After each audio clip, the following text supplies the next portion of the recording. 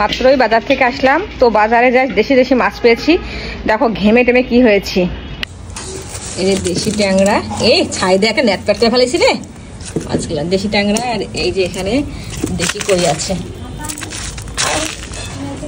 মাছগুলো খুব ফ্রেশ তাজা। মা আজকে কি রান্না করবা? চিকেন। চিকেন রান্না করো। কেন চিকেন খাবি না? খাবো। হ্যাঁ খাবো। চিকেনের সাথে আর কি খাবি বল? পোলাও। সাদা পোলাও? কি এমনিতে বেরেস্তা দিব না সাদা পোলাও দুধ দিয়ে করবো বল? বেরেস্তা দিও, দুধ দিও। না, দুধ দিলে কিন্তু ভালো লাগবে না। মশলাগুলো বেটে নেই। এখানে আদা, রসুন আর এই যে কাঁচামরিচ নিয়েছি। এখন একটু জিরাও নিয়ে নিই, একটু ঝাল করেই করবো। মাংস তো একটু ঝালই ভালো লাগে। আমার ছোটো পাটা, কিন্তু অনেক ধার কিনতে এটাকে। আর পাটাতে তো মশলা বাটলে সে তরকারি অনেক টেস্ট হয় খেতে। না মা, দুধ দিও না, বেরেস্তা দিবা।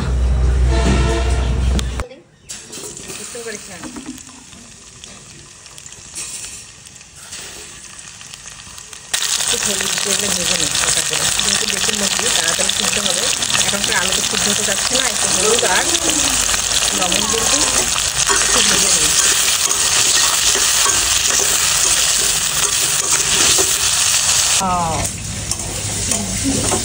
হ্যাঁ, পুজোর সময় কাজ করলে যখন যাবি তখন ওই আলুগুলো নিয়ে খেতে পারি। যেখানে বেশি কই মাছ, এটা ফ্রেশ, কিন্তু একদম ফ্রেশ। এগুলো মাছের টেস্টই আলাদা।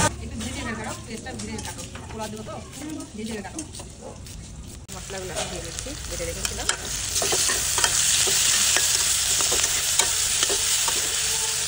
হালকা একটু জল দিয়ে দিই, মশলাটা কষাতে হবে তো। দিয়ে দিব, মরিচের গুঁড়ো দিব, হলুদ দিব, লবণ দিব, যা যা লাগে সব কিছু দিব। এটাকে ভালো করে একটা কষাতে হবে। তারপর মুরগিটা দিয়ে দিব। মশলা থেকে তেল যদি ছেড়ে দিয়েছে, এখন আমি মাংসটা দিয়ে দেবো।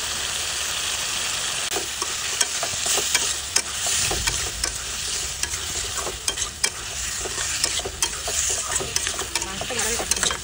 সে যেগুলো মাংসের ভালো না কষলে একদম ভালো লাগে না খেতে, তার সাথেই খাবে। আমার কাছে একটু ভালো, মানে খারাপটাই ভালো ভালো লাগে খেতে, কিন্তু আমার নিজের পোলাওটা বেশি পছন্দ করে তো। পাটাতে গরম মশলা বেড়েছিলাম, গরম মশলা দিয়ে দিলাম। তো সেটা একটু এলো আছে, ছেড়ে ছেটে এলো দিয়ে দিই। গরম মশলা দিয়ে দিয়েছি। রান্নাটা প্রায় কষানো হয়ে গেছে। এখন ঘরে একটু ঝোল দেবো। মেয়ে বলতেছে একটু ঝোল ঝোল করে খাবে। হয়ে গেছে, এখন নামিয়ে দিই।